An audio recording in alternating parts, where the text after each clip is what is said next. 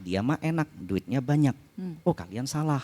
Kalau seandainya saya kasih kalian uang 10 miliar hari ini, kalian langsung beli saham, contoh BCA. Besok BCA minus 10%, uang kalian juga habis 10 miliar. Betul. Nah jadi pada intinya bagaimana kita mengelola duit, bagaimana kita mengelola emosi, bagaimana kita melihat company, bagaimana kita melihat ekonomi.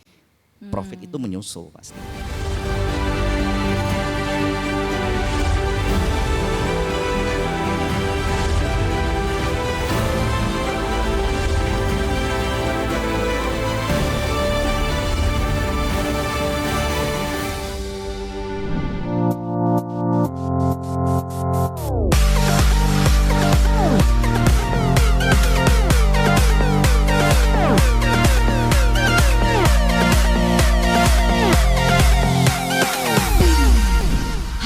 Sobat Cuan di Kota Medan, Horas.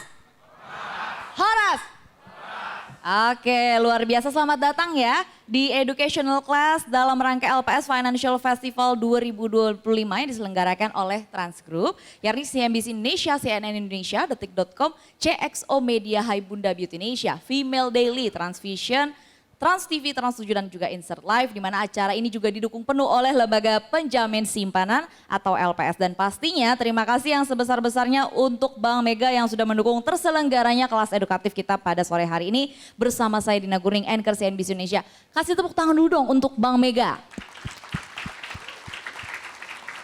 Ini kalau udah sore, aku selalu kalau lagi nge-MC gini aku akan tes konsentrasinya. Ini adalah kelas aku, educational class bareng sama Bank Mega yang kedua kali. Sebelumnya di Surabaya, yang kali ini di Kota Medan. Aku akan tes, kalau aku bilang Bang, Anda bilang Mega. Kalau aku bilang Mega, Anda bilang Bang. Oke? Siap? Bang? Mega. Bang? Mega. Mega. Bang Mega. Mega Bang. Bang Mega. Bang Mega Bang Mega Bang. Kasih tepuk tangan dulu dong buat kita semua, ternyata masih konsentrasi teman-teman. Oke, siapa yang di sini sudah kenal investasi? Oke, siapa di sini yang sudah investasi saham? Udah banyak ya. Berarti memang datang ke sini untuk belajar lagi ya lebih dalam berkaitan dengan bagaimana sih caranya berinvestasi saham dengan baik dan cuan yang sebesar-besarnya. Apa kabar semuanya? Sekali lagi aku tanya. Sehat, baik, luar biasa ya. Apakah semua portofolionya hijau? Ada yang portofolionya lagi cuan? Ada yang portofolionya lagi merah, lagi loss? Di belakang kok ada yang angkat tangan 2 kali, jadi kamu lagi loss apa lagi cuan? Kalau aku lagi loss sejujurnya. Seperti bajuku hari ini, yaitu aku lagi merah, Sayang sekali tapi gak apa-apa, karena aku mentalnya investor, jadi aku tetap tenang begitu ya. Oke, nah Sobat Cuan beberapa waktu terakhir kan kita tahu ya, kalau pasar saham kita Indonesia tuh lagi seru-serunya gitu. Kalau kita bicara ada yang bilang lagi disetir saham Konglo, kemudian tiba-tiba disetir saham perbankan gitu. Pokoknya lagi seru deh. Dan IHSG akhirnya menembus level psikologis 8.000 poin secara intraday trading, tepatnya pada saat momen hari ulang tahun kemerdekaan Republik Indonesia, di mana dana asing ini masuk deras, euforianya terasa di mana-mana. Betul kan nih teman-teman yang main saham? Pasti langsung sadar, wih lagi seru nih IHSG. Tapi pasar ini kita tahu ya nggak selalu mulus, ada yang namanya naik, ada yang namanya turun, kemudian ada gejolak global, kemudian ada juga yang namanya harga komoditas yang naik turun sampai aksi ambil untung. Sering juga bikin grafik yang tadinya menanjak, tiba-tiba berbelok turun kayak grafik atau portofolio saya. Nah disinilah tantangannya ya teman-teman, di balik peluang besar selalu ada risiko yang mengintai. Itulah kenapa kita akhirnya butuh yang namanya strategi untuk bisa bertahan bahkan bisa menang di kondisi pasar yang naik turun ini. Dan hari ini kita beruntung karena akan belajar langsung nih dari sosok yang sudah dikenal luas sebagai salah satu mentor dan praktisi saham Indonesia yang siap membagikan rahasia cuannya. Tapi sebelum itu kita akan simak tayangan ini terlebih dahulu. Mau cuan dari saham, tapi bingung mulai dari mana? Ingat, aset itu bisa bekerja untuk kita kalau kita tahu caranya. Dan salah satu cara yang paling powerful adalah lewat investasi. Tapi dipilih ya investasi yang tepat sesuai dengan profil resiko. Memang butuh proses belajar yang gak instan. Nah, hari ini kita akan belajar dari sosok yang sudah makan asam garam di dunia saham. Michael Yo, profesional trader sekaligus trading coach kelahiran 1991 ini terjun di bursa saham sejak 2013. Awalnya ia menganggap saham itu mirip judi, tapi pandangannya berubah setelah ia terjun langsung, mempelajari strategi dan merasakan sendiri hasilnya. Dengan modal awal hanya 10 juta rupiah, Michael Yo melewati jatuh bangun, kegagalan, bahkan kerugian. Sampai akhirnya menemukan jurus cuan yang terbukti ampuh. Dan hari ini, semua rahasia itu akan ia bagikan. So, enjoy your class! Oke, sebelum kita panggil Ko Michael Yo, aku pengen ngajak satu temanku nih yang akan bergabung bersama kita nih di panggung, yaitu dari Insert Live. Aku persilahkan Vero, kasih tepuk tangan dulu dong buat Kak Vero. Hai. Hello. Hai Dina. Yang Hai masih semuanya. seger nih dari pagi sampai sore ini, luar biasa. Adakah pemirsa insert di sini? Yang suka nonton Insert mana? Angkat tangan. Gak mau ngaku pasti Nggak mau kan? ngaku. Kenapa nih nggak mau ngaku ceritanya? Padahal pasti nonton ya. Padahal pasti nonton. Hai, apa kabar Kak Dina? Apa kabar? Baik, luar biasa. Vero, gimana kabarnya? Alhamdulillah ya, semangat banget akhirnya balik lagi ke Kota Medan dengan kulinernya tadi yang sangat-sangat membuat perut aku perih. Pedes-pedes tapi enak. Kulinernya gacor-gacor ya. Gacor. Kayak saham nih sekarang lagi gacor Yes, banget betul. kan. Semuanya enak, nggak tahu kenapa ya. Semuanya tuh enak di lidah.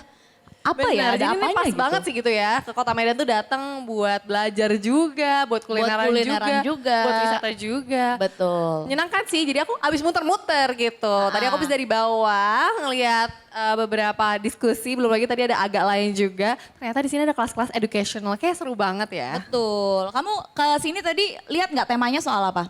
Saham. Kamu main saham? Invest saham? Yes. Lagi hijau apa lagi merah?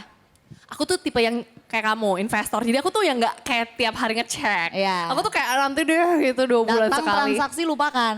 Nabung tiap bulan aja. Nabung tiap bulan. Berarti Betul. biasanya yang saham-saham yang kapitalisasinya besar ya. Kita yang blue chip aja. Blue chip aja, yang LQ45 aja. Betul. Kita mentalnya investor soalnya, jadi tetap Bener. tenang begitu. Betul. Habis Kayaknya itu? harus ikutan kelas-kelas kayak gini biar lebih berani lagi sih. Yes. Keluar dari zona nyaman. Betul, langsung saja ya kita langsung tanya ke ahlinya. Benar. Aku undang langsung Ko Michael Yo untuk bergabung bersama kami di panggung. Mari beri tepuk tangan yang meriah. Wow, ini ada sampai yang jauh-jauh datang dari Jawa Timur loh demi Koko satu ini. Iya. Kita cuman biasanya dengar di sosial media. Sekarang kita bisa bertatapan langsung dan bahkan dapetin ilmunya secara langsung. Siap. Halo Koko, kenalkan. Halo, Saya Michael, Veronica. Vero. Aku Dina. Oke, Dina, siap. Katanya Vero mau nanya apa ke Ko Michael kayak Nah. sebagai yang invest saham juga. Benar nih ya, sebagai bisa dibilang bukan pemula sih, mungkin kalau udah sekitar 5 tahun, tapi aku mentalnya tuh masih mental investor terus, kayak nggak mau beli saham yang lain selain kayak 3 yang udah selalu aku beli. Kayak aku selalu takut gitu. Itu gimana ya caranya untuk keluar dari mindset tersebut dan lebih berani untuk menentukan saham apa lagi nih yang harus aku acquire? Tadi kan Kak Vero bilang di saham itu nabung tiap bulan. Ya. Sebenarnya tuh nggak cocok. Kalau nabung tiap bulan tuh harusnya deposito atau fixed rate atau nabung di rekening pribadi. Karena kalau saham kita mesti lakukan yang namanya money management. Jadi kalau nabung tiap bulan di saham nggak cocok. Oh, begitar. Pantasan. Portoku tak baik-baik aja. Gitu-gitu aja aku. Aku juga kayaknya kita Tidak berdua, ada perubahan dalam hidupku ini. kayak kita berdua butuh konsul sama Ko Michael ya. Kayaknya abis ini aku duduk di sana ya buat Yes, pendengar ya. Boleh, silakan. Baik, kalau Vero. gitu. Jadi kalau saham itu harusnya ambil ini ya, ambil kesempatan, Ambil momentum. ambil momen pas lagi bullish gitu atau pas lagi Yes. pasar merah gitu. Oke, baik. Noted nih, aduh baru satu pertanyaan aja dijawabnya udah tertampar ya saya ya. Ampun suhu gitu ya. Kalau gitu saya akan kembali ke kursi penonton ya. Yes. Dan saya kembalikan sesinya kepada Kak Dina dan juga Kak Terima Michael. kasih. Thank Kak you. Vero. Kasih tepuk tangan dulu dong untuk Kak Vero. Silahkan Ko Michael bergabung di tengah duduknya, boleh. Baik, silakan duduk Ko Michael, apa kabar? Siap. Sehat? Baik, saya nyapa dulu boleh. Boleh dong. Horas Medan. Thank you. Oke, kirain tadi sapaannya ada panjangnya lagi. Hemat tutu gitu, enggak ya. Oke, Ko Michael tadi ada yang 12 jam kesini buat lihat Ko Michael. Thank Dari you Surabaya, banget. luar biasa Thank you ya banget, perjalanannya luar biasa. teman-teman untuk mendapatkan ilmu. Mungkin langsung aja pertanyaannya pasti menjadi pertanyaan pertama selalu yang ditanyakan ke Ko Michael gitu. Pertama kali main saham. Tadi aku sempat nanya begitu sama teman-teman tadi salah satu di sini. Emang kamu tahu kalau main saham itu harus ngapain? Katanya ilmunya dulu sama uangnya dulu. Tidak salah sih, tapi aku jawab enggak dong. Bikin rekeningnya dulu, bener nggak? Kalau Ko Michael experience pertama kali bertransaksi di saham seperti apa? Akhirnya profit kah, loss kah? Mungkin boleh diceritain kok. Ya. Saya pertama kali buka rekening saham itu di tahun 2011 dan saham yang pertama saya beli itu BCA. Habis saya beli BCA senilai 10 juta, dia turun 0,34%, saya tegangnya bukan main. Padahal BCA, paniknya bukan main. Aku mau tes dulu konsentrasinya. Ya. Kalau dari 10 juta minus 0,34 berarti ruginya berapa? Betul? 340 ribu? Betul. Betul. Lanjut kok. Oke, dan dalam perjalananku awalnya saya dalam berinvestasi itu mementingkan fundamental. Ya. Dan ternyata setelah semakin saya pelajari bahwa di dalam bursa saham terutama IHSG momentum itu penting. Jadi saya tidak bisa berlandaskan hanya pada fundamental. Karena kalau saya berlandaskan pada fundamental, Astra yang kemarin naik 10% itu nggak balik dalam level 5 tahun sebelumnya. Baru balik dalam level 1 tahun sebelumnya, sehingga akhirnya saya terjun ke dalam dunia teknikal. Di dalam dunia teknikal itu selalu ada dualisme. Kita merasa bullish tapi harus ada ngebuat plan juga, itu suatu saat bisa balik turun. Jadi antara naik atau turun. Dan itu ngebuat saya pimpong. Saya bisa profit konsisten itu di tahun ke-6. Tahun ke-5 akhir. Jadi saya tuh sebenarnya cukup bangga sama teman-teman, ada yang dari tahun 2020 tuh udah sukses sampai sekarang. Sementara saya sendiri perlu tahun ke-6 untuk bisa berhasil. Sampai sekarang. Oke, baik. Nah itu tapi kan tahun 2020 memang bisa dikatakan peaknya Ya, betul. masyarakat Indonesia terjun ke saham gitu ya. Karena memang kan waktu itu kan memang transisinya ke transaksi digital juga cukup tinggi begitu. Tapi kalau dari definisinya Ko Michael kan banyak yang bilang bahwa cuan dari saham gitu. Kalau dari aku pribadi tadi aku ngetesnya gimana nih portofolio teman-teman merah apa hijau? Kalau aku sih sederhana ya aku jawabnya merah, berarti belum maksimal nih cuannya. Tapi kalau dari definisinya Ko Michael, definisi cuan dari saham tuh sebenarnya gimana sih? Saya pelajarin bahwa ternyata di dalam dunia saham itu yang kita cari itu, yang kita dapatkan itu ternyata bukan cuma profit. Tapi bagaimana kita mengontrol emosi, bagaimana kita melihat kondisi ekonomi, bagaimana kita melihat kondisi company, bagaimana kita menempatkan uang kita dengan bijak. Oke. Seringkali saya ketemukan dari yang pemula-pemula ya, contoh harga saham turun 10%, ada yang beli lagi. Kemudian mereka mengatakan seperti ini, ah dia mah enak, duitnya banyak. Oh kalian salah. Kalau seandainya saya kasih kalian uang 10 miliar hari ini, kalian langsung beli saham, contoh BCA. Besok BCA minus 10%, uang kalian juga habis 10 miliar. Betul. Nah jadi pada intinya bagaimana kita mengelola duit, bagaimana kita mengelola emosi, bagaimana kita melihat company, bagaimana kita melihat ekonomi. Profit itu menyusul pasti. Oke, berarti kalau sekarang aku lagi minus tapi tetap tenang berarti sudah di jalur yang Let's benar go, ya? Jalur yang benar. Mengapresiasi diri sendiri di tengah kerugian yang ada. Oke, langsung saja begitu ya. Kita mau tes nih, kalau sebenarnya pemahaman teman-teman yang ada di sini kan tadi kan yang main saham sebenarnya belum nyampe setengah dari kelas ini. Tapi aku pengen tahu pengetahuan teman-teman tuh berkaitan dengan saham tuh sejauh apa sih. Kita akan lihat begitu ya, ada beberapa huruf yang akan muncul di layar. Nah teman-teman akan tebak kira-kira ini adalah termasuk saham atau bukan. Oke, kode emiten gitu. Jadi nanti akan teman-teman jawab saham, bukan. Oke, kita lihat yang pertama.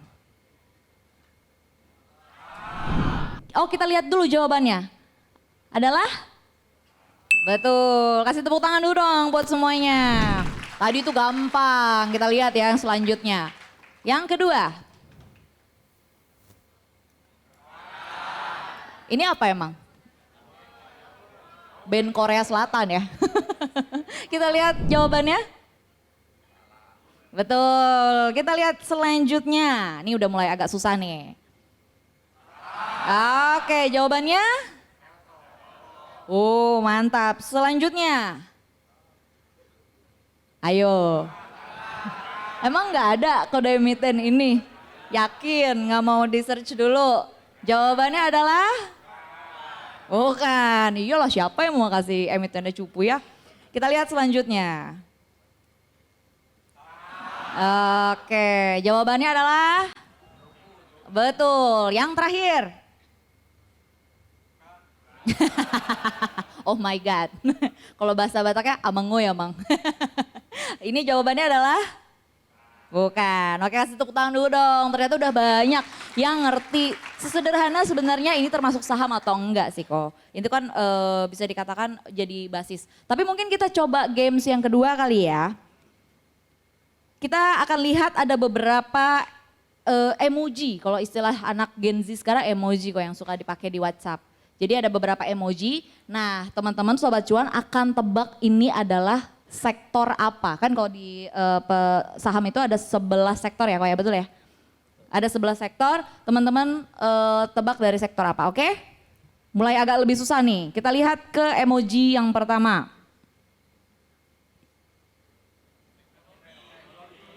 Ini sektor apa sekali lagi? Oke, kita lihat jawabannya. Teknologi. Emoji selanjutnya. Kita lihat jawabannya. Betul, perbankan, finansial. Selanjutnya, ini agak susah nih. Ada yang nyontek. Lupa sektor apa? Sektor apa? Kita lihat jawabannya, konsumer. Yang terakhir. Oke, ini yang suka bikin deg-degan ya.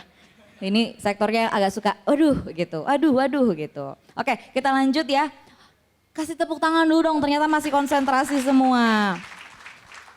Oke, sebelum kita lanjut pertanyaannya ke Ko Michael, ada fun fact juga nih berkaitan dengan Ko Michael yang sudah diriset oleh tim CNBC Indonesia. Kita lihat ke fun fact yang pertama. Michael Yo sempat melihat saham seperti judi, namun akhirnya persepsinya berubah setelah terjun langsung dan mempelajarinya. Boleh Ko Michael, tanggapannya seperti apa? Ya, itu terjadi di tahun 2010. Jadi awal mula saya bisa terjun ke dunia saham itu karena kegabutan saya, Kak. Jadi saya itu punya usaha penyewaan mobil. Nah, setelah saya membuat sistem, saya punya banyak waktu kosong. Teman-teman saya itu kebanyakan main game. Jadi saya tuh lahir dari circle game. Kemudian saya melihat kalau seandainya saya ikut teman saya, endingnya saya bakal tahu saya bakal nggak jadi siapa-siapa. Mau jadi apa, gamer handal. Meskipun akhirnya saya salah, ternyata gamer sekarang tuh banyak yang tajir-tajir ya. Cuan. Tahun 2010 tuh enggak. Jadi tahun 2010 tuh gamer tuh nggak ada ujungnya. Nah ada satu teman saya yang memang ternyata aktif bertransaksi di bursa saham. Saya tegur. Ini kamu judi, saya bilang begitu. Kamu nggak tahu company yang kamu beli, kamu nggak tahu harganya, kamu nggak bisa prediksi dia bakal kemana.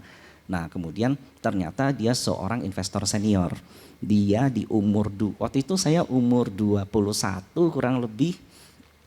Dia sudah 5 tahun berinvestasi. Porto dia saat itu dari 300 juta tuh jadi 1 miliar selama 5 tahun. Nah di situ saya mulai terbuka dan akhirnya saya coba mendalami dan melihat bahwa ini jauh sekali dari yang dinamakan dengan judi. Oke. Itu kan tahun 2010 bisa dikatakan langkah-langkah pertama Ko Michael masuk ke dunia saham. Betul. Karakternya dari tahun 2010 mungkin masuk ke era 2020 pandemi, kemudian pada saat ini lagi ada perang geopolitik, stylenya, karakternya Ko Michael dalam bertransaksi saham tuh berubah atau enggak sih? Misalnya nih kan kalau ada yang investor jangka panjang. Kalau aku sama tadi Vero sebenarnya cenderungnya ke jangka panjang. Kita taruh abis itu ya udah kita lupain gitu. Ada juga yang trader, ada juga yang BPJS beli pagi jual sore gitu. Nah kalau dari Ko Michael sendiri gimana stylenya? Oke, jadi kalau kita hanya menganut satu sistem atau satu paham itu kita bakal ketinggal di bursa. Saya di awal bertransaksi saya menganut sistem fundamental, nggak jalan. Kemudian saya masuk ke teknikal, jalan Kak. Setelah teknikal kemudian muncullah COVID. Di COVID teknikal hampir nggak bisa kepake. Ngelihatnya flow atau orang katakan sekarang bandarmologi. Sekarang fundamental, teknikal, bandarmologi hampir nggak bisa dipakai. Adanya konglomologi. Banyak yang ketawa. Siapa orang kaya yang punya sahamnya, dia mau ngapain, mau dikata valuasi, mau dikata teknikal, udah nggak begitu ngefeknya ke nama. Jadi itu alasan kenapa kita harus dynamic menurut saya. di bursa saham. Kalau seandainya ada sebuah value yang kamu pegang, saya sampai saat ini kalau teman-teman orang-orang sekitar saya nanya, seberapa paham kamu sama dunia saham? Saya jawab tidak lebih dari 10%. Kenapa? Karena besok itu dunia market berubah lagi. Minggu depan berubah lagi. Makanya pengetahuan saya yang harus di-upgrade. Dan itulah menariknya bursa saham. Kita tidak bisa, kita harus selalu mengupgrade diri dan itu menjadi latihan social skill, latihan personal skill kita di luar dari cuan. Oke, tadi karena Ko Michael sempat singgung berkaitan dengan saham Konglo nih, pasti yang udah main saham agak sensitif kalau disebut Papi Pepe. Biasa aja dong. Papi Prayogo Pangestu, papa aku itu. Amin, kok amin sih? Oke, kalau dari Ko Michael sendiri penjelasannya tadi aku nangkepnya adalah kalau aku pribadi anaknya fundamental banget. Aku masih yakin bahwa yang namanya perusahaan kalau misalnya bisnisnya jalan, kemudian laporan keuangannya bagus dan lain segala macam. Kalau misalnya katakan harga batu bara naik, ya aku masih yakin ya sektor batu bara atau emiten batu bara lah yang akan naik gitu. Aku masih ada di step itu. Nah, Ko Michael kan bilang waktu itu masih ketinggalan nih kalau kita lihatnya fundamental terus, akhirnya masuk ke teknikal. Nah ini yang sebenarnya agak tricky, teknikal itu kan kalau aku nih sebagai awam memahaminya adalah mempelajari grafik. Kalau grafik akan turun, habis itu dia akan naik, sesederhana itu. Tapi buat teman-teman di sini yang juga sama-sama awam, kira-kira belajar teknikal itu mulai dari mana sih kok? Gimana caranya? Oke. Ini miskonsepsi menurut saya, mispersepsi bahwa teknikal itu melihat grafik. Teknikal itu mempelajari psikologis market. Jadi harga saham tidak digerakkan dari laporan keuangan. Harga saham tidak digerakkan dari bisnisnya. Roughly speaking, the end penggerak utama dari harga saham adalah permintaan terhadap saham itu. Permintaan terhadap perusahaan itu. Mau dikata PBV di bawah 1 atau PI-nya mungkin murah, tapi kalau tidak ada demand terhadap saham tersebut, harga sahamnya nggak bergerak. Apakah saham itu akan naik suatu saat? Mungkin probabilitasnya naik, tapi bagi saya itu lebih bertaruh. Hidup saya lebih bertaruh terhadap company yang murah tapi nggak ada peminatnya. Saya lebih prefer milih ke suatu saham yang peminatnya ada meskipun numbernya agak mahal, nggak apa-apa. Karena kalau barang bagus sekarang kakak beli emas nggak? Punya nggak? Punya. Di badannya banyak tuh. Ya. Harga emas sekarang 2 juta. Betul. Mahal nggak? Mahal. Kamu kenapa masih beli? Karena demand-nya banyak terus barangnya sedikit di dunia. Itu yang terjadi di bursa saham. Nah cuman menariknya di bursa saham ini kan bukan komoditas. Bursa saham ada angka. Kalau kita menelisik lebih jauh, harga pergerakan saham itu ada dipengaruhi oleh laporan keuangan, ada dipengaruhi oleh bisnis, dipengaruhi oleh ownernya mau ngapain. Nah jadi itu ada konektivitasnya meskipun terkadang tidak sesuai dengan persepsi kita. Jadi kita harus mengubah persepsi kita terhadap fundamental. Jadi kalau sebenarnya ada yang nanya sama saya, wah kamu beli saham Pak PP berarti nggak ngerti fundamental, nggak lihat fundamental. Salah. Justru saya mengganti persepsi saya terhadap fundamental. Saya memperlebar view saya terhadap fundamental tidak hanya sebatas PBV, tidak hanya sebatas EV EBITDA, tidak hanya sebatas ROI, DPR. Justru saya memperluas persepsi saya terhadap fundamental, makanya saya berani masuk saham Pak PP. Per hari ini harga saham Pak PP hampir semuanya di berada wilayah all time high. Oke, luar biasa. Gimana? Udah ngerti teman-teman? Ada yang belum? Aku tanya lagi ya, paling sederhana karena gini. Ko Michael, di sini tuh banyak teman-teman dari SMA yang bisa katakanlah tabungannya masih di bawah 5 juta. Kira-kira kalau buat teman-teman yang masih SMA, yang mungkin masih kuliah semester 1, semester 2, kira-kira langkah pertama setelah buka rekening ya teman-teman, buka rekening dulu, gratis kok buka rekening saham itu. Habis itu tuh harus ngapain? Harus riset kah kondisi ekonomi saat ini? Harus riset emitennya kah? Harus apa nih kok? Pertama harus dipastikan bahwa uang 5 juta itu tidak mempengaruhi kondisi emosional kalian. Kondisi dapur kalian, tabungan kalian, kemudian dana darurat kalian. Ketika itu udah terjadi, kita udah aman, bisa saya katakan bermainlah. Jadi explore lah dengan uang 5 juta itu maksimalnya kemana. Contoh, saya bisa katakan kita itu bukan main saham, kita itu membangun portofolio. Alasan kenapa saya join di bursa saham, ini mungkin nanti ada di salah satu pertanyaan tapi saya jawab dulu. Kenapa? Ini kan banyak mahasiswa nih ya, mungkin ada yang jurusan ekonomi, ada yang jurusan hukum, mungkin ada yang jurusan pertanian. Kalau teman-teman jadi pengusaha batu bara, Kalau seandainya batu bara diboikot sama UNESCO gimana? Kalau batu bara kita diboikot sama China gimana? Kalau seandainya China hanya mau beli batu bara dari Australia, gimana perusahaan kita? Kita jual company kita, pindah ke komoditas lain, it takes time kan?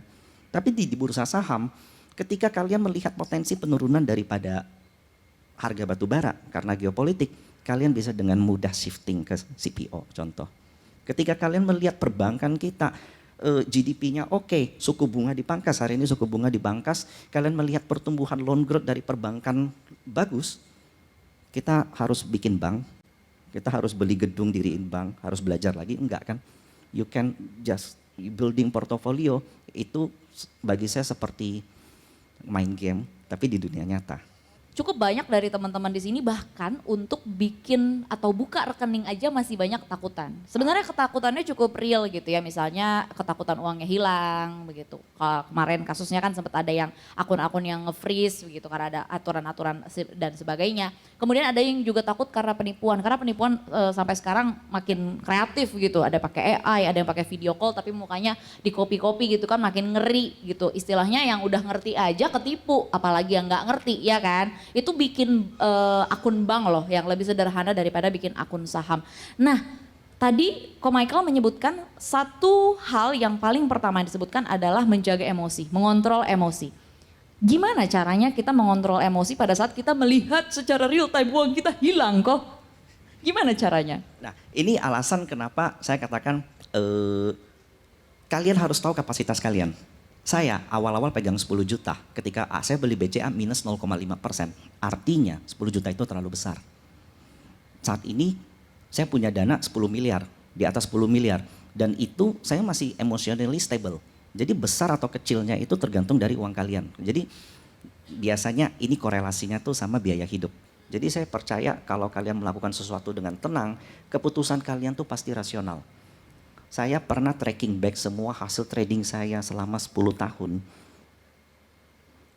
Ending worse itu karena saya yang seharusnya jual, seharusnya saya tahan, saya jual. Kenapa? Karena saya panik dengan angkanya. Minus 100 juta saya udah nggak tenang. Padahal saya tahu ini this is retrace yang masih normal, ini pergerakan yang masih wajar. Tapi angka 100 jutanya udah terlalu besar, sehingga itu merusak psikologi saya. Nah jadi memang dalam mengelola uang itu kan energi. Energi itu bisa positif atau negatif. Kalau lihat merah, otomatis kita akan jadi lebih condong negatif. Nah disitulah latihan untuk psikologis untuk kita. Gimana kita melihat merah itu adalah peluang. Gimana kita melihat merah itu adalah kesempatan untuk nambah. Nah tentunya itu harus dari emosional itu masuk dari dari EQ masuk ke IQ. Jadi kita mesti punya money management juga, gimana caranya menggandakan porsi ketika harga saham kita turun. Oke itu ya teman-teman, harus tenang. Ya tapi balik lagi, berarti uang yang digunakan untuk investasi saham itu adalah harus uang dingin kalau anak zaman sekarang ya bilangnya. Jadi uang darurat itu harus terpenuhi dulu, uang kebutuhan jangan pakai uang sekolah buat investasi saham gitu ya kok. Tapi kalau dari Ko Michael sendiri mungkin boleh dong bocorannya kalau dari financially sendiri secara keseluruhan. Ko Michael asetnya keseluruhan berapa persen yang ditaruh di saham? Sekitar 5 tahun lalu, itu saya di bursa saham tuh mungkin cuma 20% atau 30% dana. 20-30%. Cuman puji Tuhan mungkin saya diberikan kesempatan untuk mengelola dana saya dengan baik. Kemudian saya juga jauh lebih emosional stable. Kemudian saya juga bisa melihat potensi saham yang mungkin memang lagi mendapat momentum. Saat ini tuh lebih dari 90% aset saya di bursa saham. Dan saya bangga kenapa? Karena saya nggak pengen beli rumah gede, nggak pengen. Yes. Saya nggak pengen beli mobil mewah, nggak pengen. Saya lebih senang ada di RDN. Karena saya tahu itu bakal bisa berlipat. Oke luar biasa, kasih tepuk tangan dulu dong untuk Ko Michael. Yo, tadi 50% berarti sekarang. Sekarang 80% lebih di bursa saham. 80% di bursa saham. Tapi itu karena cuan ya. Karena cuan, kan bisa dari 20% tiba-tiba melebar jadi 80% gitu kan kok. Ya, bukan semuanya betul. dimasukin ke semuanya. Jadi teman-teman disclaimer on dulu buat yang baru mulai mungkin boleh dimulai dari sedikit-sedikit dulu. Tapi ini perlu digarisbawahi juga Kak. Ketika saya punya 1 miliar contoh, fresh money, cash. Apakah besok langsung 1 M itu akan menjadi saham? Belum tentu. Jadi ketika saya punya 1 miliar, biasanya saya bisa full ada 1 miliar saham, itu perlu waktu 1 atau 2 bulan. Kenapa? Contoh, saya pengen beli BCA di angka 8.200 sampai 8.000. Porsi masuk saya dari 1 miliar, saya anggarkan BCA itu adalah 30% alias 300 juta. 300 juta apakah saya HK langsung diem? Enggak. Saya juga antri dari 8.200 sampai 800. Jadi mungkin 30 juta dulu. Kalau turun mungkin 60 juta lagi. Kalau nggak kena di 8.000 kemudian naik gimana? Ya uangnya saya pakai untuk beli saham lain. Jadi sistem yang saya atur seperti ini, pecah porsi maksimal 5 saham. Kemudian entry-nya itu kalian mesti humble. Kalau seandainya kalian beli plep tinggalin, itu artinya kalian egois loh. Artinya kalian angkuh. Kenapa? Karena kalian merasa harga yang kalian beli itu udah harga terbaik. Sementara harga saham setiap hari berubah. Sepinter-pinternya, sejago-jagonya kalian melihat harga saham ini bottom, ini support, ini bakal mantul. Tetap ada probabilitas dia kalah. View kita salah. Nah kalian mesti spare itu. Cara spare itu apa? Yaitu dengan entry kalian tuh yang tidak terlalu besar. Ketika kalian melihat 8.000 ini murah, kalian punya uang 1 miliar tapi kalian masuknya cuma 500 juta. Itu artinya kalian humble. Nah disitulah kontrol diri kelihatan. Makanya saya biasa kalau ngelihat akun-akun orang, ada yang plop, semua langsung gede. Wah kalau salah gimana? Nah, itu. Oke, kalau lihat portofolio orang langsung kelihatan, oh ini orangnya gimana nih gitu ya. Kelihatan, psikologis orang itu kelihatan. Orang nggak kelihatan. Oke, nah aku selalu yakin mau itu di saham, mau itu di instrumen investasi lain. Kalau kita belajar, belajar dari keberhasilan adalah poin yang sangat baik gitu. Tapi aku yakin pembelajaran itu justru paling besar adalah kalau kita belajar dari kegagalan.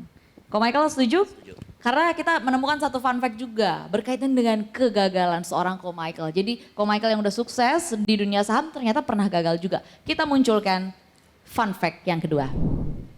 Dalam perjalanan memahami teknikal saham, Michael Yo sempat merasakan kerugian besar bahkan mencapai 50%. Mungkin boleh diceritain, ini waktu itu 50%, aku belum kebayang nih 50% satu emiten kah atau satu portofolio 50% kah? Seperti apa? Itu terjadi di tahun 2021, baru-baru ini malahan. 2021 tapi lagi bullish, iya. Tapi aku salah perhitungan. Oke, jadi saat itu memang ada disrupsi. Karena di posisiku sebagai mentor, saya jadi dapat banyak bisikan tuh. Jadi saya yang biasanya trade, invest itu pakai mata, pakai ketajaman mata, kemudian analisa sendiri. Jadi banyak dengar bisikan-bisikan setan.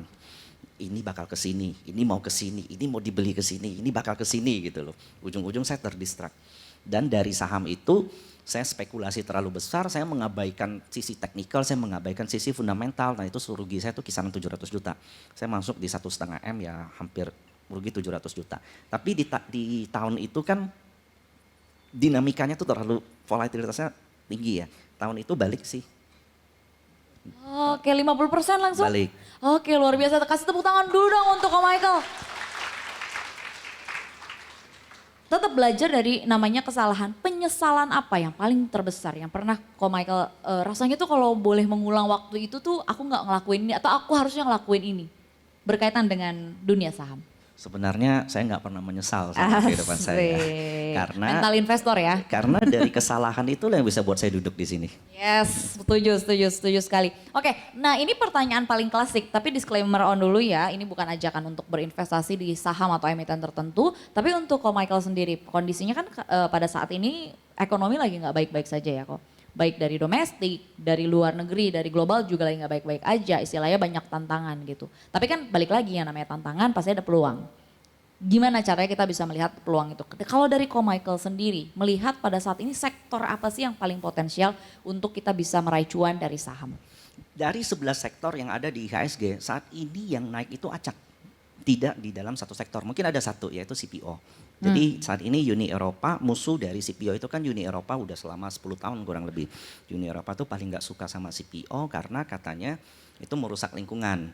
Ada yang bilang juga ini agenda politik karena mereka pengen mereka punya source of energy mereka yang dinaikin, yang harganya naik. Nah tapi CPO itu masih akan menarik di tahun ini.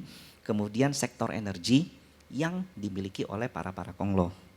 Nah, jadi sebut hey. Jadi kalau teman-teman bilang kalau sekitar 1 tahun lalu, 2 tahun lalu teknologi naik, perbankan naik, consumer goods naik tahun ini tuh yang naik itu company yang punya corporate action, company yang memang dia punya target untuk ngenaikin dia punya equity, ngenaikin dia punya market cap. Nah salah satunya ada yang index play, MSCI play, FTSE play, kemudian ada yang namanya reg issue, kemudian backdoor listing. Nah hal-hal seperti ini yang menurut saya jauh lebih menarik. Kenapa? Karena saat ini di saat banyak orang masih hanya ngelihat PBV, hanya ngelihat dividen, kalau kalian bisa tangkap peluang ini, wow. Ya kan, hasilnya akan jauh lebih baik. Karena itu udah terbukti 1 bulan ini mestinya banyak yang senyum-senyum. Karena tadi aku lihat banyak yang senyum-senyum nih. Betul. Meskipun kondisi ekonomi masih jelek ya. Oke, karena IHSG sendiri udah all time high kan kemarin. Oke, nah pertanyaan juga yang lebih basic lagi. Kapan sih waktu yang tepat atau kapan momen yang tepat untuk kita cut loss atau take profit? Kadang kan kalau udah profit muncul jiwa-jiwa manusianya serakah gitu, greedy, pengen lagi deh, tunggu lagi, tapi malah loss. Kadang kalau loss panik ya kan, kalau udah panik udah jual dulu, ternyata naik. Kira-kira kapan momen yang tepat untuk memutuskan di dunia saham sendiri? Pertama, teman-teman harus punya mental petarung, teman-teman harus punya mental pejuang. Harga saham hari besok naik 10%, lusa itu bisa minus 30% tapi fundamentalnya nggak berubah. Kalian harus memutuskan cut loss ketika company-nya itu udah jelek. Perusahaannya itu udah nggak sejalur. Jangan hanya lihat dari technical. Justru technical itu alat kalian untuk ngelawan kalian punya mental, ngelawan kalian punya psikologis, kemudian untuk melatih kalian punya money management. Contoh, kalau kalian teman-teman enggak cut loss saham yang dari 100.000 saat ini di 10.000, 2.000 ya, itu minus 90%, trennya udah berubah. Tapi selama sahamnya masih bergerak naik ke atas, dia koreksi 5%, 10%, teman-teman mungkin salah posisi nih. Mungkin saat waktu itu lagi buka laptop atau lihat handphone lagi FOMO atau dapat bisikan teman, beli itu lo bisa dapat rumah. Ya mungkin agak sedikit kilaf lah ya, beli agak gede, kemudian turun 10%, tapi fundamental company nggak berubah. Ini cuman pergerakan harga short term. Koreksi sehat. Koreksi sehat. Nah selama trennya nggak berubah, jangan di cut loss. Teman-teman harus punya mental itu. Oke, tetap balik lagi emosi yang stabil, kontrol emosi dan jangan serakah, jangan panik. Nah, Ko Michael tadi kan udah kita kasih tahu sebenarnya apa sih yang harus dilakukan buat orang yang baru terjun ke saham. Pertanyaanku selanjutnya, kesalahan-kesalahan paling klasik yang dilakukan oleh para investor pemula supaya jangan dilakukan, begitu kan teman-teman? Kira-kira apa dari yang udah diomongin tadi kan kita udah ngomongin harus pakai uang dingin, jangan pakai uang darurat dan lain sebagainya. Tapi selain itu kesalahan-kesalahan paling klasik investor pemula tuh apa sih kok? Ikut-ikutan. Jadi ketika saya punya conviction, saya punya keyakinan di dalam satu emiten saya masuk gede, belum tentu itu cocok sama kalian. Belum tentu itu sesuai dengan profil resiko kalian. Kalian boleh aja ikut saham yang saya masuk, tapi kalian harus atur porsinya sesuai dengan resiko kalian. Saya siap loh nahan nanggung minus 30% dan porsi saya gede. Contoh saya punya 1 miliar, saya masuk minus 30%, minus 300 juta. Saya biasa aja. Nah tapi kalau teman-teman minus 30% siap enggak? Nah makanya teman-teman enggak boleh ikutan orang sesuai dengan conviction. Harus sesuai dengan keyakinan dan riset kalian. Jadi menurut Ko Michael untuk menegaskan dengerin orang untuk invest saham itu adalah sesuatu yang salah? Tidak salah, kalian boleh dengar sebagai referensi, tapi kemudian kalian harus dalemin sendiri kenapa. Kenapa saham ini cocok nggak sama kalian, bener nggak, masuk akal nggak yang saya sampaikan. Nah baru dari situ kalian boleh tentukan cocok masuk atau enggak, karena saham ini kan ada 1.000. Sebagai seorang investor kalau saya masuk 1/10 dari saham itu artinya 100. Itu aja kebanyakan ya kan. Jadi teman-teman harus bisa memfilter saham unggulan kalian yang cocok berada dalam portofolio kalian. Oke, luar biasa. Kasih tepuk tangan boleh buat Ko Michael. Kalian tahu nggak dari penjelasannya Ko Michael dari tadi, terjun ke dunia saham mirip apa tahu nggak? Mirip pacaran. Kontrol emosi, jangan emosi-emosi, iya nggak? Terus harus sabar, Kemudian bolehlah dengerin teman-teman dikit tapi harus difilter, gak boleh terima hasut-hasutan gitu. Gitu gak sih kok? Sama harus bisa atur duit.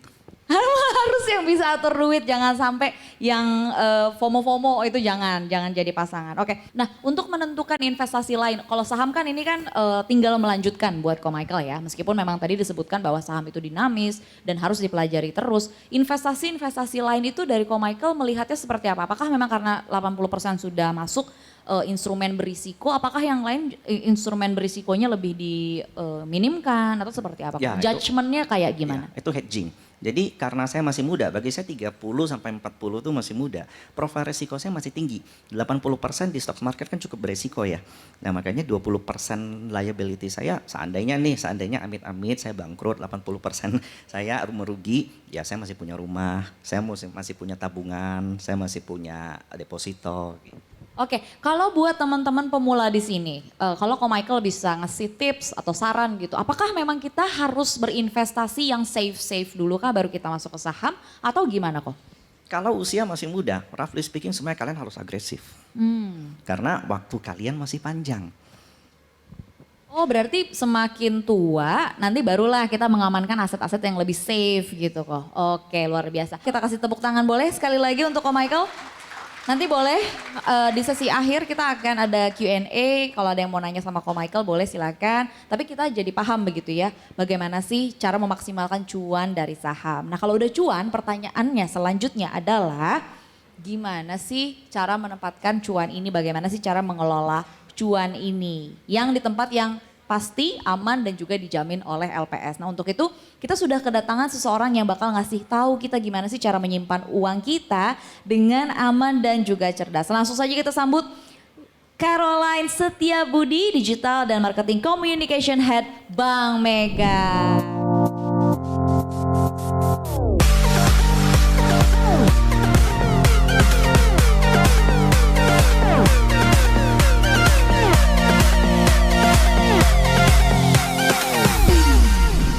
Kak Olin, apa kabar? Boleh mic ya?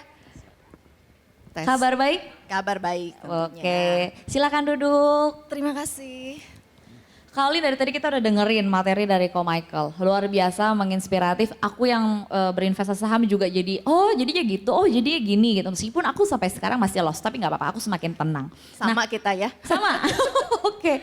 Berarti aman. Kalau dari orang perbankan aja masih lost, apalagi gue, ya kan? Nah, kalau dari Kak Olin, dari Bank Mega sendiri, kira-kira itu bicara berkaitan dengan kalau kita udah cuan, puji Tuhan kita udah cuan gitu ya, dari saham. Kira-kira kita harus masuk ke produk-produk yang seperti apa lagi sih?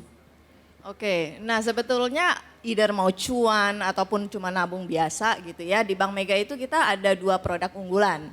Satu adalah kita namain, ini kan kebetulan banyak mahasiswa gitu ya.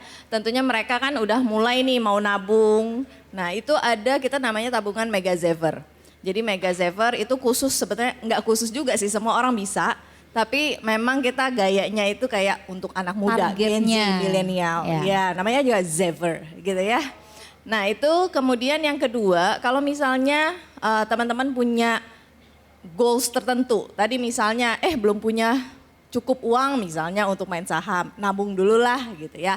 Atau misalnya mau disiplin gitu supaya tetap nabung tiap bulan, ya itu kita punya produk tabungan namanya Mega Rencana. Nah jadi ada 2 produk unggulan itu yang mungkin bisa dimanfaatkan. Oke, nah kalau dibandingkan dengan tabungan biasa Kak Olin, apa saja sih kelebihan dari yang tadi sudah disebutkan Mega Saver, kemudian dari Mega Rencana, terutama dari segi benefit dan fleksibilitas yang ditawarkan. Karena kan kalau kita tabung ke rekening biasa, kekhawatirannya adalah ya udah dimakan uang administrasi aja gitu, istilahnya nggak cuan lah gitu. Kira-kira kelebihannya apa? Oke, nah kalau Mega Saver sendiri kelebihannya satu, mau buka dimanapun, kapanpun itu bisa. Jadi lewat aplikasi M-Smile. Jadi apply di sana langsung buka deh, nggak perlu nunggu harus ke bank atau nunggu apa-apa ya. Pokoknya tinggal siapin KTP, apply aja. Yang kedua, tabungan Mega Saver itu bebas biaya. Jadi teman-teman mau tadi yang disebutkan biaya admin gitu ya. Nah itu nggak biaya admin, nggak ada admin fee, kemudian bebas transfer kemana aja. Jadi nggak ada syarat, nggak ada kuota.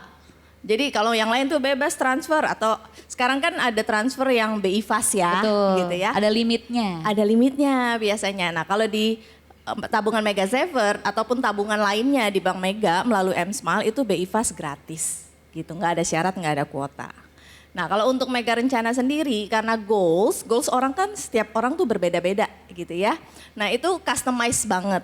Jadi misalnya teman-teman atau Bapak Ibu mau, goals saya misalnya untuk menikah.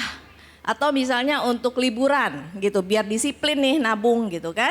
Nah itu bisa customize banget dan bunganya juga kompetitif. Jadi silakan dicoba. Oke, boleh ya teman-teman kalau langsung ada yang masih belum punya rekening Bank Mega bisa langsung buka, nggak perlu ke booth-nya ya, langsung bisa langsung di handphone? Bisa langsung di aplikasi M-Smile. Di M-Smile install dan ikutin step-stepnya aja. Nah kalau tadi Kak Olin dan juga Ko Michael tadi menyebutkan bahwa sebenarnya menabung dan juga berinvestasi mungkin itu saham, mungkin itu masuk ke perbankan, itu bisa menjadi salah satu strategi pengelolaan keuangan untuk mencapai goals keuangan Sobat Cuan. Ini kan karena goalsnya pasti beda-beda, ada yang mungkin mau sekolah atau mungkin sebenarnya ada yang masih punya mimpi punya rumah begitu kan. Goalsnya beda-beda begitu. Nah Sobat Cuan biasanya kalau nabung biasanya di mana? Di bank kah? Ada yang nabung di bank di sini? Oh, ada yang udah di RDN. Oke. Yang belum nabung di bank, ada nggak? Belum punya rekening? Oh, udah punya semua. Berarti rata-rata nabungnya di bank. Udah benar, karena memang ada lembaga penjamin simpanan yang menjamin tabungan kita di bank hingga 2 miliar rupiah per nasabah per bank. Dan gak cuma tabungan aja, ternyata deposito, giro, dan sertifikat deposito juga dijamin oleh LPS, nggak perlu khawatir. Seluruh bank yang beroperasi di Indonesia merupakan bank peserta penjamin LPS. Kita kasih tepuk tangan dulu dong untuk LPS sendiri. Nah selanjutnya aku udah nanya, lebih ke CNBC Indonesia udah nanya ke netizen. Sebenarnya profil investasi teman-teman di followers di @CNBC Indonesia itu seperti apa sih? Kita akan lihat di IG survei yang pertama. Pertanyaannya adalah, kalau Komai ini punya investasi di saham, obligasi dan juga tabungan, kita mau tahu juga dari Sobat Cuan Online, ini lebih suka investasi dari mana? Tim manakah kamu? Kita lihat jawabannya adalah 46% di saham, 38% di deposito, 15% nabung. Jadi sebenarnya udah bener ya, kalau secara persentase saham 46%, hampir setengahnya, deposito 38%. Nah aku mau bahas berkaitan dengan deposito, karena ternyata potensinya sangat besar begitu. Ngomongin deposito, emang biasanya semakin kaya seseorang ini makin sadar berkaitan dengan ketenangan finansial. Meskipun tadi kalau di saham kan memang disebutkan bahwa pentingnya kontrol emosi, tapi yang namanya ketenangan finansial itu juga tidak kalah penting begitu. Nah kalau dari Bank Mega sendiri menjawab kebutuhan potensi si 38% orang yang berminat terhadap deposito itu seperti apa Kak Olin? Oke, jadi benar banget sih. Menurut survei itu memang ternyata orang-orang yang kaya itu tetap punya deposito gitu. Mereka tuh pengennya kayak kalau anak sekarang nyebutnya mental health kali ya gitu ya. Jadi memang penempatan di deposito itu bisa bikin nggak khawatir kalau tiba-tiba market crash atau apa. Walaupun trader-trader mungkin udah lebih berani ya gitu. Cuma memang kalau misalnya deposito di M-Smile sendiri itu juga gampang banget. Bisa buka di M-Smile, apply online, bunganya juga kompetitif gitu. Jadi sekarang semuanya kan digital ya, bisa buka melalui M-Smile. Oke, aku mau nanya ke Ko Michael sebenarnya. Tadi di bawah cukup banyak teman-teman yang dalam tanda kutip masih khawatir begitu. Ada kekhawatiran berkaitan dengan mungkin nabung di bank. Tapi kan nggak mungkin ya Ko Michael nggak nabung di bank gitu kan. Gimana caranya akhirnya Ko Michael memberikan ketenangan secara finansial selain mungkin dari saham itu kan risikonya cukup tinggi begitu. Tapi kalau nabung di bank sendiri apakah Ko Michael merasa aman dan kenapa? Oke, tadi Bu Caroline bilang mental health untuk orang kaya, terutama yang berusia lanjut, itu adalah di deposito. Kalau saya mental health saya mesti punya saham Pak PP. Bercanda. Bercanda ya. Jadi bagi saya bumper itu penting. Bumper, saya menabung itu sebagai bumper untuk kebutuhan rumah saya. Seandainya amit-amit sakit, seandainya amit-amit ada keperluan mendadak. Nah jadi itu saya memang selalu ada tabung di bank. Dan mungkin kalian yang ada di grup saya pasti pernah dengar saya ngomong seperti ini. Kalau kalian sudah profit, Contoh 20%, 30% dari kalian punya capital. Jangan buru-buru mikir mau lipetin lagi. Hati-hati, itu sifat tamak. Karena ada hormon dopamin atau serotonin yang keluar begitu kalian mendapatkan profit. Kalau kalian nggak bisa tahan itu, suatu saat bisa habis. Contoh, kalian punya uang 100 juta, profit 100%, 200 juta. Profit lagi 50%, jadi 300 juta. Di tahun depan kalian minus 50%. Hampir hilang loh connya. Itu alasan kenapa begitu kalian punya profit, kalian harus ketika kalian udah take profit, withdraw. Kalian pakai uang itu. Karena uang itu, semesta itu suka kalau seandainya kalian menghargai uang. Ketika kalian nggak mau pakai uang kalian maunya lipetin. Saya punya temen ya yang kayak banyak uangnya tuh udah di level investor. Uangnya itu selalu dia pengen lipetin. Invest di VC, invest di startup, invest di F&B, invest di franchise, ujung-ujung habis semua. Saya lihatnya kenapa? Karena dia tamak. Dia invest bukan berdasarkan kemampuan dia. Dia invest bukan untuk menyalurkan dia punya hobi. Dia invest karena takut kalau uangnya kalah sama inflasi. Itu loh harus hati-hati. Jadi ketika kalian sudah merasa cukup, ketika kalian sudah mentok ide nggak ketemu lagi mungkin market lagi lesu, potensinya lagi jelek, ya tabunglah uang itu, simpanlah uang itu atau gunakanlah dengan perasaan bahagia, jangan dengan perasaan takut. Oke, luar biasa. Nah, tadi ada pertanyaan yang cukup menarik yang aku temukan di panel utama sih sebenarnya, yaitu berkaitan dengan kekhawatiran menggunakan bank digital. Mungkin pertanyaan ini untuk Kak Olin ya. Tadi menyebutkan salah satu artis nasional menghubungi warga Bukit Tinggi kalau Kak Olin ikut kelas di bawah, itu kan buat misalnya katakan warga di daerah atau masih di desa, itu kan sesuatu yang gimana dihubungin sama Mbak Im Wong ya kan, masa aku menolak gitu. Gimana cara menolaknya dan kira-kira kalau dari Bank Mega sendiri bagaimana sih cara memproteksi supaya hal-hal tersebut tuh nggak terjadi ke orang-orang yang mungkin masih belum paham-paham banget bagaimana sih literasi dan juga pemahaman berkaitan dengan finansial terutama digital teknologi. Oke, jadi digital ini suka nggak suka kita harus embrace ya, kita harus jalani karena itu it's the future, now and the future. Tapi untuk keamanannya memang banyak banget dan kita pun di encourage oleh BI, OJK untuk selalu mengedukasi nasabah. Nah di M-Smile sendiri itu nggak usah khawatir karena kita tuh udah melakukan banyak banget pengamanan. Misalnya yang pertama adalah ada two factor authentication. Jadi hanya orang yang berhak yang sudah register itu yang bisa melakukan transaksi. Yang kedua, kita selalu rutin untuk mengupgrade security feature kita. Jadi selalu kita ikutin tren-tren yang terbaru. Tapi sebenarnya yang paling penting adalah nasabah itu harus merasa jangan terlalu gampang terpengaruh gitu yang pertama. Karena sebetulnya kan handphone itu sekarang digital banking itu, m-banking itu adalah kayak dompet gitu. Dompet kita yang dulu kan orang dulu mungkin bawa dompet, kalau nggak bawa dompet nggak bisa transaksi, nggak bisa apa. Kalau sekarang kan coba teman-teman atau bapak ibu kalau misalnya kehilangan atau ketinggalan paling utama yang dicari apa? Handphone kan, pasti balik lagi kan. Nah jadi kita juga harus jaga aplikasi mobile banking kita itu kayak kita jagain dompet. Jangan pernah memberikan login, password ataupun OTP ataupun PIN gitu. Jadi selama itu tidak pernah di-share ke pihak ketiga, dijamin itu akan aman. Karena kejadian-kejadian yang pernah kita terima itu biasanya itu karena kecerobohan nasabah sendiri gitu. Jadi please lebih hati-hati, jangan sampai ketinggalan apapun. Atau misalnya suka nyatet-nyatet gitu ya, PIN, password gitu. Nah itu jangan deh, diingat aja gitu. Diingat dalam hati aja begitu ya. Namanya siapa? Oh iya, saya Hafiz dari Medan. Baik. Ya, Deli Serdang sih, tapi udah perbatasan lah itu kan. Baik.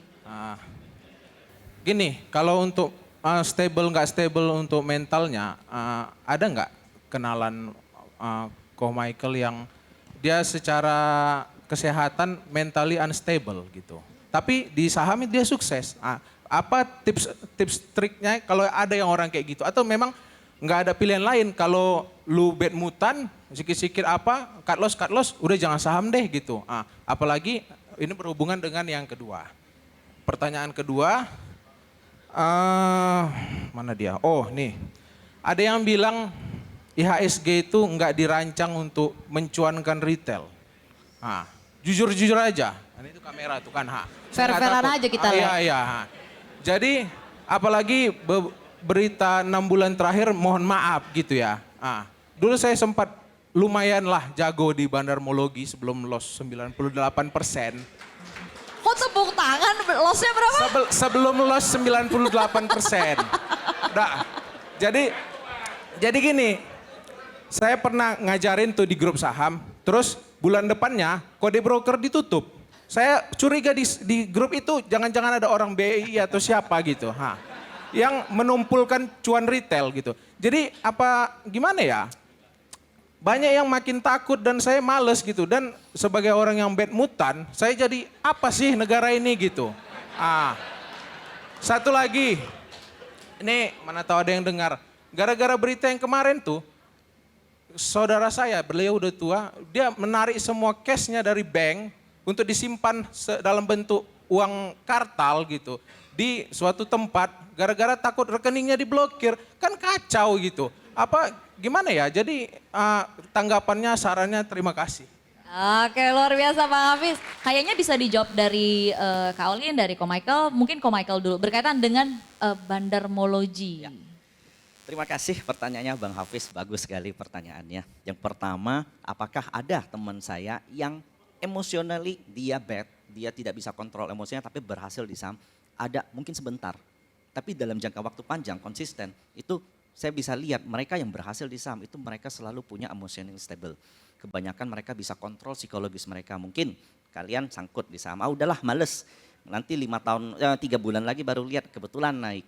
Tapi apakah kebetulan itu akan selalu terjadi? Jawabannya belum tentu. So mereka yang konsisten itu mereka yang bisa breaking down, mereka punya emosional. Bukan bagaimana mereka bisa selalu dapat saham yang baik. Bahkan saya pun masih sering dapat saham yang salah. Tapi bagaimana saya memangkasnya, kemudian saya tidak cinta sama saham itu. Kemudian bagaimana saya mencari tahu atau membedah lebih dalam tentang saham itu, kemudian untuk melakukan hedging. Mengenai bandarmologi, honestly, di bursa luar, kode broker itu memang tidak dibuka. Jadi selama ini tuh kita memang dikasih kemudahan. Lalu dengan ditutupnya kode broker dari BRI mengatakan bahwa itu untuk mengurangi herding behavior. Dan sebenarnya saya nggak setuju karena herding behavior itu kembali ke psikologis orang masing-masing, bukan dari kesempatannya. Jadi untuk kode broker ditutup, honestly Pak Hafiz, seperti yang saya bilang di awal, saya itu penganut teknikal. Kemudian saya juga awalnya belajar fundamental, kemudian saya belajar tentang bandarmologi. Sampai saat ini semua itu kacau. Semua itu nggak bisa kalau kamu berdiri cuma salah satu. Kamu harus combine. Nah sekarang kamu mesti tahu owner lagi ngapain. Konglo harus ngapain sama company-nya. Jadi begitu kalian mengubah point of view kalian ke, ini owner nih mau ngapain sih sama perusahaannya. Kalau seandainya harganya dibiarkan turun, itu bakal kemana sih? Kemudian contoh ada saham ABCD, dia punya hutang sekian tapi hutangnya bakal di-convert ke equity-nya. Atau ada company market cap-nya cuma 1 triliun, tapi aset dia itu 10 triliun. Logikanya beggar dong. Nah hal-hal seperti inilah yang mesti kita perluas pandangan kita. Jadi ketika kita gagal di ketika kita tidak berhasil di satu bidang, di satu ilmu, maka jawabannya tuh bukan bukan berfokus pada ilmu itu, tapi kita perluas ilmu kita. Kemudian yang ketiga, mengenai berita-berita yang ada saat ini. Saya tuh orang yang paling kecewa Pak, 6 bulan lalu. Ketika dikatakan bursa saham itu adalah judi. Nah itu hanya untuk retail itu, orang kecil itu nggak bisa cuan. Saya orang yang harusnya paling kecewa Pak. Saya termasuk salah satu yang berteriak paling lantang. Tapi kemudian saya coba bedah. Jika saya mengikuti kekecewaan saya, jika saya mengikuti emosi saya, maka saya adalah contoh yang buruk. Kemudian saya coba lihat seekor ikan, kalau dilempar ke air yang keruh, dia masih bisa hidup, bisa. Dilempar ke akuarium, dia masih bisa hidup. Dilempar ke sungai, dia masih bisa hidup, dia masih bisa berenang. Dia peduli nggak dia ditempatkan di mana? Enggak. Jadilah seekor ikan yang seperti itu. Dia tidak peduli dimanapun, dia tidak peduli berada di kondisi apapun, dia selalu berjuang. Dan itu kita buktikan hari ini, meskipun IHSG 8.000, Mestinya, saya yakin porto kalian teman-teman di sini itu pasti banyak yang bagus harusnya. Sekian. Jadi begitu kalian punya masalah, ini bukan cuma di Indonesia ya. Saya punya teman yang tinggal di Amerika, di Jepang, di Korea. Korupsi mereka juga gila-gilaan. Kita nggak ngikutin beritanya aja. Kolusi yang terjadi, kemudian ada nggak homeless di Indonesia? Sedikit. Ada nggak yang pakai drugs kemudian tidur di jalan? Mungkin ada, tapi nggak banyak. Di Amerika itu lebih banyak loh. Sampai tagar dari Amerika itu Makes America Great Again. Nah, mereka sendiri sudah mengakui bahwa negara mereka sedang dalam penurunan dan kita tidak. Kita masih bisa makan dengan tenang, kita masih bisa keluar di mungkin kalau mau pesan nasi goreng kita masih bisa makan dengan tenang, tidak ada yang merampok kita, tidak ada kriminal. Nah, jadilah seekor ikan yang seperti itu. Dimanapun kamu ditempatkan, kamu akan selalu bisa berjuang. Jadilah seorang fighter. Sekian. Oke, luar biasa kok Michael. Mungkin dari Kak Olin boleh tanggapannya berkaitan dengan kekhawatiran mengenai perbankan yang sampai ada pengalaman bahwa kakeknya, saudara sampai tarik semua ratusan juta karena kekhawatiran berkaitan dengan berita beberapa bulan terakhir. Ini kan kaitannya erat dengan perbankan. Gimana Kak Olin tanggapannya? Ya, kalau dari sisi perbankan sendiri, kemarin kita juga lumayan kerepotan terus terang gitu ya dengan kebijakan itu gitu. Jadi banyak sekali komplain yang datang ke bank dari nasabah karena pertama itu kan cukup mendadak gitu ya. Yang kedua kita juga belum ready untuk gimana penanganan solusinya gitu. Tapi along the way kan kemudian direvisi gitu ya, direvisi akhirnya tidak ada lagi yang dibekukan. Nah, mungkin untuk teman-teman atau Bapak Ibu, sebetulnya kita tuh juga sebagai sekarang sosial media itu cepat sekali kan berita gitu ya. Jadi mungkin dari sisi perbankan sih kita akan semaksimal mungkin menjaga kenyamanan dan keamanan nasabah kita gitu. Karena sebagai bank menjadi bank yang dipercaya itu adalah kunci ya. Karena kalau nyimpen ke bank aja merasa nggak aman, mau nyimpen di mana lagi gitu. Jadi Bank Mega di sini kita memastikan, kita mengkomunikasikan segala proses atau prosedur yang diperlukan untuk nasabah pada saat itu kalau misalnya diblokir rekeningnya apa yang harus dilakukan. Itu kita actively melakukan sosialisasi baik melalui email, sosial media, makanya jangan lupa follow sosial media Bank Mega ya. Nah kemudian untuk tadi balik lagi untuk berita-berita itu mungkin bisa kita jangan semuanya diserap gitu ya. Jadi agak khawatir sendiri gitu jadinya. Jangan reaktif. Dan jangan reaktif gitu. Jadi paling benar adalah coba hubungin banknya gitu ya. Pasti bank akan menyediakan langkah-langkah yang diperlukan gitu. Terima kasih. Oke, terima kasih Kak Olin. Boleh kasih tepuk tangan dulu dong untuk Bank Mega. Mungkin penanya selanjutnya kita kasih kesempatan. Yang sampai dinyalain lampunya luar biasa. Semangat banget. Ini tadi yang 12 jam bukan sih? Perjalanan, boleh. Semangat banget guys sampai nyalain lampu di handphone. Silakan Mas, pertanyaannya apa? Oh namanya dulu, dari mana? Boleh disebutkan lagi pertanyaannya buat siapa dan pertanyaannya apa? Silakan. Ya, terima kasih. Selamat sore semua. Saya Hilmi dari Surabaya. Ini pertanyaan buat Ko Michael ya. Ada beberapa pertanyaan ingin saya katakan. Tadi kan udah dijelasin kan, sekarang tahun ini, tahunnya kalau mau cari saham itu di aksi korporasi ya sama Konglo. Lalu saya mau tanya gimana sih tips cara cari corporate action sebelum rilis di IDX? Itu yang pertama ya Ko. Yang kedua, ya sederhana aja sih. Alokasi porto yang paling besar saat ini di mana? Kalau boleh tahu. Ini minta bocoran semua kok kayaknya. Kayaknya harus tipis-tipis ditampilkan portofolionya Ko Michael di layar. Oh enggak ya? enggak Karena bercanda. kan panutan gitu Ko Michael. Tadi siapa namanya Bumi? Hilmi. Hilmi, oke. Iya. Ada lagi Hilmi? Cukup, sekian terima kasih. Oke, kasih tepuk tangan buat Hilmi boleh? Tadi pertanyaan pertamanya Berkaitan dengan bagaimana caranya mendapatkan informasi iya. bocoran gitu maksudnya Bocoran tadi ya? sebelum berita di IDX. DX, ya. Itu tidak perlu Mas. Kita tidak perlu menjadi lebih awal, kita tidak perlu mengetahui jeroan perusahaan. Tujuan kita berinvestasi di pasar modal justru untuk menghindari hal-hal seperti itu. Fundamental perusahaan itu perlu waktu untuk bergerak. paling enggak 1 tahun. Bahkan laporan keuangan aja paling enggak 1 kuartal. Tapi harga saham itu akan mengikuti. Jadi ketika ada suatu corporate action di satu company, mungkin contoh besok keluar laporan keuangan BTN, ini contoh doang. Lalu ternyata profit growth year on year plus 20%, lalu harga BTN naik. Itu short term. Tapi kalau kita lihat long growth, akan selalu ada momen di mana kalian masuk tanpa perlu harus mengikuti berita atau corporate action yang belum keluar. Nah jadi kita tidak perlu menjadi nomor 1, kecuali kita orang dalam, itu satu. Yang kedua, karena kita sebagai investor retail, kita harus menempatkan posisi kita bijak. Tidak perlu ikut-ikutan ketika berita, ketika hype. Tapi menggunakan kemampuan analitik kita harus bisa ketahui target dari corporate action satu saham. Karena kita kan di bursa efek itu ada batas arah ya, 20%, 25% sampai 35%. Sekenceng-kencengnya, sebagus-bagusnya satu company, kalaupun ditargetin naik 100%, ada 4 hari kok untuk masuk. Dan jarang banget arah sampai 4 hari berturut-turut.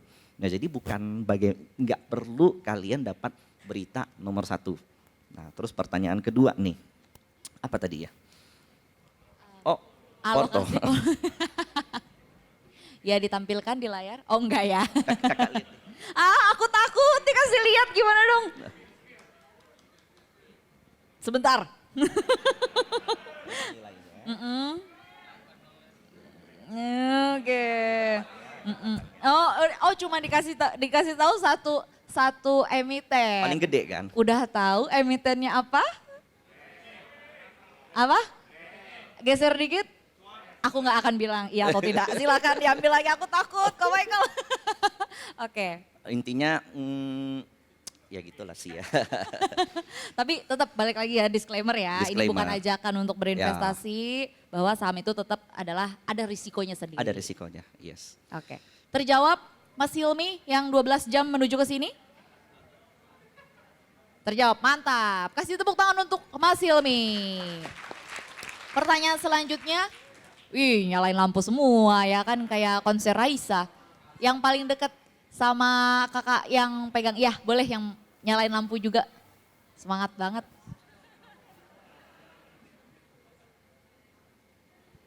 Selamat sore. Sore. Saya Anil Kumar dari Jakarta. Siap. Tadi berapa? 12 jam. Saya nggak terlalu panjang juga waktunya. Pertanyaan saya, daripada pusing-pusing cari saham mana, obligasi mana, kenapa nggak beli reksadana aja yang juga dijual di Bank Mega? Kan lebih mudah. Jadi Bapak Ibu yang di sini kan nggak terlalu pusing juga. Karena kurang informasi, kurang pemahaman, ya mendingan reksadana aja. Toh sama-sama juga investasi di pasar saham, kan lebih mudah. Intinya kan cari cuan. Masalah cuannya 10% per tahun atau 20% per tahun, selama cuan ya sama aja daripada tadi rugi 98%, kan jadi rugi. Ya kan? Kan virusnya 3T. Takut, tamak, takluk. Ngapain? Mendingan reksadana aja toh. Adem ayem, pelan-pelan naik, kaya sendiri. Gimana menurut pendapat Pak Michael? Namanya siapa Bang? Anil Kumar. Jauh dari Jakarta ke sini ya? Iya. Mungkin kalian boleh cek ya return reksadana semua yang ada di Indonesia 90% di bawah IHSG. 90%. 95% lebih sepertinya. Dan reksadana yang perform itu setiap kuartal atau setiap tahun berbeda-beda. Jadi dalam menganalisa reksadana kalian harus tahu fund manajernya tuh lagi arahnya kemana. Fund manajernya lagi isinya saham teknologi, hancur. Fund manager lagi isi sahamnya perbankan, hancur. Fund manager lagi isinya saham komoditas semua, hancur. Fund manager yang ngejar alfa saat ini di Indonesia posisinya sangat sedikit. Tapi apakah boleh berinvestasi di reksadana? Jawabannya boleh banget, tergantung dari profil risiko kalian. Jadi buat teman-teman yang masih muda, kalau teman-teman pengen berinvestasi di reksadana, ya itu oke. Tapi saran saya untuk sebagai seorang pribadi yang masih berapi-api nih, semangatnya masih kenceng gitu, analisa sendiri kan lebih seru. Gitu. Karena kalau kalian menganalisa reksadana, artinya kalian harus menganalisa kepala reksadananya tuh point of view-nya lagi apa. Tetap balik lagi harus analisis Tetap juga. harus analisa. Iya. Iya. Karena nggak ada reksadana yang selalu perform, selalu ngalahin ISG, selalu ngalahin inflasi. Ada saatnya mereka naik, ada saatnya mereka turun. Oke. Jadi kita rely on them. Kalau seandainya kita berinvestasi berdasarkan keputusan sendiri, salah sendiri. Kalian akan jauh lebih bertanggung jawab sama uang kalian. Yes, betul. Nah, aku mau nambahin sedikit sebelum aku lempar ke Kak Olin. Menjawab pertanyaan Mas, siapa tadi? Mas Anil.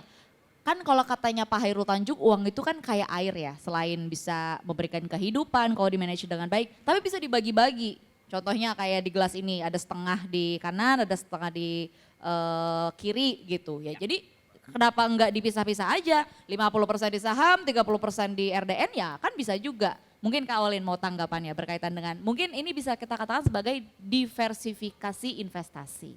Iya, betul sekali sih. Kalau aku pribadi ya, karena main saham itu benar butuh mental yang strong gitu. Aku pernah cut loss 70% by the way. Saking udah stres gitu ngelihatnya udah lama, gila ini nggak naik-naik gitu, ya udahlah cut loss aja karena dihitung dari awal coba saham sama ini masih nutup lah gitu ya. Jadi along the way gitu, itu perjalanan setiap orang itu berbeda-beda karena balik lagi risk appetite masing-masing kan berbeda gitu ya. Ada yang memang kayak very high risk, berani ambil resiko gitu kan. Ada yang kayak yang penting aman aja gitu. Jadi dikembalikan ke masing-masing pribadi gitu. Tapi aku setuju sih sama yang namanya diversifikasi. Aku pun saham masih ada nggak? Masih gitu. Deposito ada nggak? Ada. Reksadana ada gitu. Semuanya aku ada gitu. Emas pun ada gitu kan. Jadi menurutku dengan aku diversifikasi itu aku bisa memanage resiko gitu. Jadi kalau di saat yang lain turun, ada yang naik gitu. Jadi nggak terlalu jeblok-jeblok banget gitu jadinya gitu. Baik, terima kasih Kak Olin. Ini kita udah di bagian akhir, sayang banget teman-teman ternyata terbatas sekali waktunya. Padahal banyak banget yang mau nanya ya. Terima kasih atas partisipasinya. Mungkin aku serahkan ke Ko Michael.